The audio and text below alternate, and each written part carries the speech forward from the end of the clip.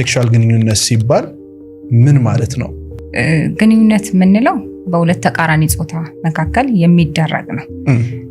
ይሄ ሲደረግ ደግሞ አግባብ የሆኑ መደረግ ያለባቸው ቦታዎች አሉ። ጤናማ የምንለው ኢንተርኮርስ ፔናይል ቱ ቫጃይናል ፔኔትሬሽን ነው። ያ ማለት ወንድና ሴት መካከል የሚደረግ ነው ማለት ነው። እንግዲህ ይህንን ነገር ሲታሰብ መደረግ ያለበትን ቅድም እንዳወራ ነው ሁኔታ መሟላት መቻል አለበት። ምንም ነገር ቢፈጠር ሃንድል መደረግ የሚችልበት ፖዚሽን ላይ መሆን አለበት ያ ሰው።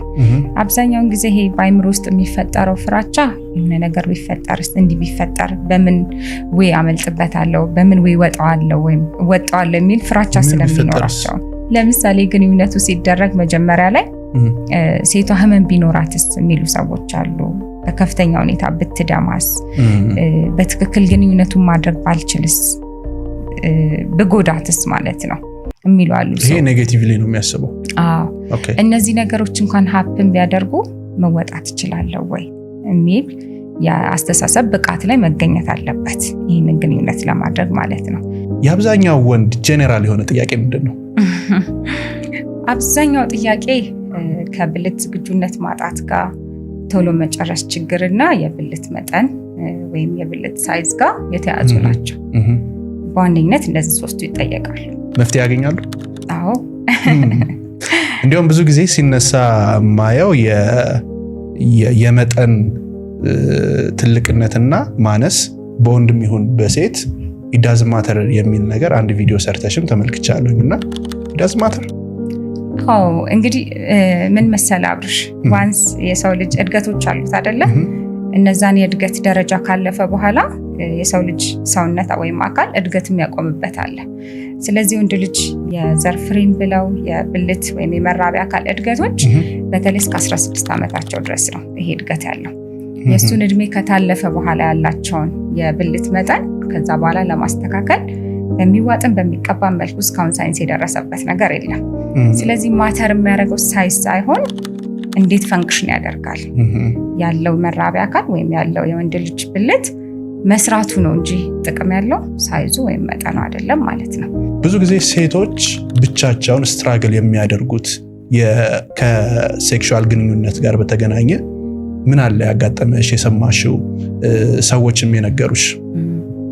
እንግዲህ በሴቶች ዙሪያ የሴቶች ራሱን የቻለ ፊሜል ሴክሹዋል ዲስፈንክሽን የምንለው ነገር አለ ወይም የሴቶች ስንፈተ ወሲብ አጠቃላይ በአራት መክፈል እንችላለን እንደዚህ ችግሮችን።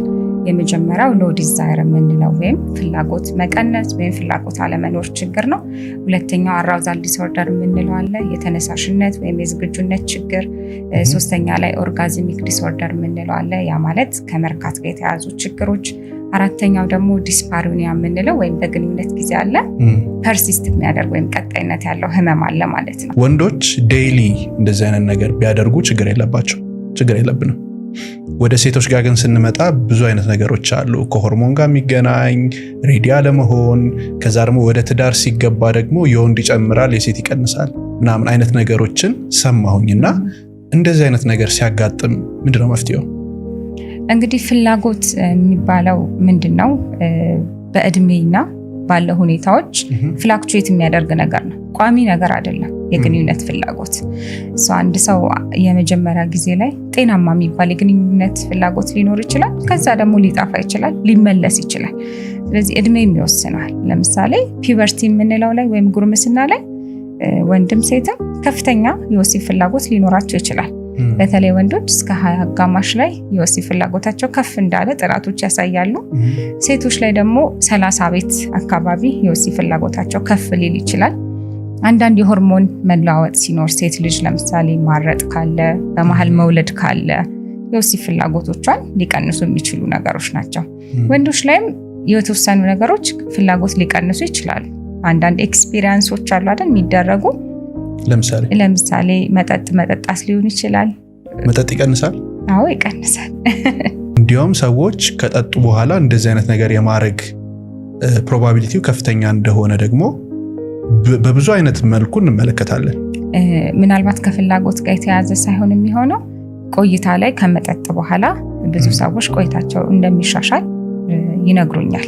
ቀድሞ ማድረግ ያለባቸውን ነገሮች መነካካት፣ መተሻሸት ምናምን እንደዚህ አይነት ነገሮችን ሳያደርጉ ቀጥታ ወደ ወሲባዊ ግንኙነት መግባት የሚያመጣቸውን ችግሮች ደግሞ ብናቃቸው ደስ ይለኛል። ቅድመ ዝግጅት የሚባለው ላይ የሴት ልጅ ሰውነት የሚሰጠው ምላሽ አለ። ከዛ ምላሽ አንደኛው በብልት አካባቢ የሚኖሩ ፈሳሾች ናቸው። እነሱ ፈሳሾች እዛ አካባቢ በደንብ እርጥበት እንዲኖር ግንኙነቱ ስሙዝ እንዲሆን ይረዳሉ። ስለዚህ ቅድመ ግንኙነት ነገሩ በደንብ ካልተደረገ እዛ አካባቢ ድራይነስ ስለሚፈጠር ግንኙነቱ ፔንፉል እንዲሆን ያደርገዋል። ስለዚህ ይሄ ነገር ከተደጋገመ ሴቷ ይሄንን ግንኙነት አቮይድ እያደረገች ትሄዳለች። የግንኙነት ፍላጎቷ እየጠፋ ይሄዳል ማለት ነው። ካላወቀውስ ያ ሰው ምን ችግር እንዳለበት ቀድሞ ካላወቀው እንግዲህ እሱ ነው ችግሩ። ባለቤቱ ብዙ ጊዜ አወር ሳይሆን እኔ ጋ ከሚመጡትም ታካሚዎች ለምሳሌ ባል ይመጣና ሚስቴ ምንም ስሜት የላትም ለመታከምም ይሄ ችግር እንዳለባት አታውቅም የሚሉ ሰዎች ይኖራሉ። ወይ ሴቶች ይመጡና ደግሞ ባሌ ቶሎ መጨረስ ችግር አለበት፣ ይሄ እንዳለበት ግን አያስተውልም፣ እኔ ባለመርካት ችግር ውስጥ ነው ያለሁት የሚሉ ሴቶች ይኖራሉ። ህመምን ማወቅ ራሱ ቅድም እንዳልኩ መነጋገር የመጀመሪያ ሕክምና እንደሆነ ህመምን ማወቅም አንደኛው የሕክምና ስቴፕ ነው። ያ ሰው ባለቤቱ ካላወቀው ደግሞ ያኛው ሰው ስሙዝ በሆነ ወይ ቢነግረው የተሻለ ነው የሚሆነው። ከግንኙነት በኋላ ጀርባ ተሰጣቶ መተኛት፣ ለመተያየት ብዙ ፍላጎት ማጣት፣ መደባበር፣ እንደዚህ አይነት ነገሮች ሲያጋጥሙ ምን አይነት መፍትሄዎች ናቸው መወሰድ ያለባቸው? ግንኙነት ፌዞች አሉት። ለምሳሌ የመጀመሪያው ኤክሳይትመንት ፌዝ የምንለው አለ። ወንዱም ሴቱም ለግንኙነት ዝግጁ ሲሆኑ ሰውነት አካባቢ የሚታዩ ለውጦች፣ ከዛ ፕላቱ ፌዝ አለ፣ ከዛ ኦርጋዝም፣ ከዛ ሪዞሉሽን ፌዝ የምንለው ወይም ግንኙነቱ ካለቀ በኋላ ሰውነት ወደ ራሱ ወደ ኖርማል ወደ ነበረ ሁኔታ የሚመለስበት ነው። እንግዲህ በነዛ የግንኙነት ፌዞች ላይ የሚለቀቁ ሆርሞኖች አሉ። ለምሳሌ ዶፓሚን የሚባለው ሃፒ ሆርሞን የሚባለው በጣም ሰርጅ የሚያደርግበት በጣም ከፍ የሚልበት ነው። በዛ ጊዜ ማለት ነው ኦክሲቶሲን በጣም ከፍ ይላል። ስለዚህ ሴቶች ጋርና ወንዶች ጋር ይሄ ሆርሞን ከፍ ብሎ ኦርጋዝም ላይ ደርሰው ወይም እርካታ ላይ ደርሰው ሪዞሉሽን ፌዝ ላይ ደግሞ ሆርሞኖቹ ከፍ ብሎ የነበሩት እየቀነሱ ነው የሚመጡት። ስለዚህ እነ ዶፓሚን በጣም ከቤዝ ላይ በታች ሊወርዱ ይችላሉ። ከዛ ፕሮላክቲን የሚባለው ሆርሞን ደግሞ እሱን ኮምፐንሴት ለማድረግ ከፍ ሊል ይችላል። በእነዚህ ሆርሞን ኢምባላንስ አማካኝነት ወንዶች ላይም ሴቶች ላይም የተለያዩ ስሜቶች ሊንጸባረቁ ይችላሉ። ሚስትም ወይንም ሴቷም ከሌላ ወንድ ጋር ሴክሹዋል ግንኙነት ብታደርግ ልጅ መፈጠር ቻንስ አለው። ወንዱም ልክ እንደዛው ከሌላ ሴት ጋር ቢያደርግ ልጅ የመፈጠር ቻንስ አለው። ሁለቱ ግን ሲያደርጉ ሪጀክት ይደረጋል። እንደዚህ አይነት ነገር ሲያጋጥምሳ ምንድነው መፍትሄው? ለምንድን ነው በሁለቱ መካከል ልጅ ያልተፈጠረው ነው?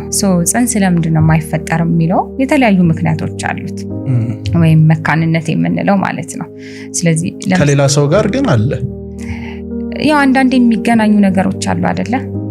ሀፕን ሲያደርጉ በቃ ልክ ነው ብለን ከሷ ነው መውለድ ያልቻለው ሌላ ሰው ጋር ሲሄድ። ስለዚህ ማን ነው መውለድ ያልቻለው?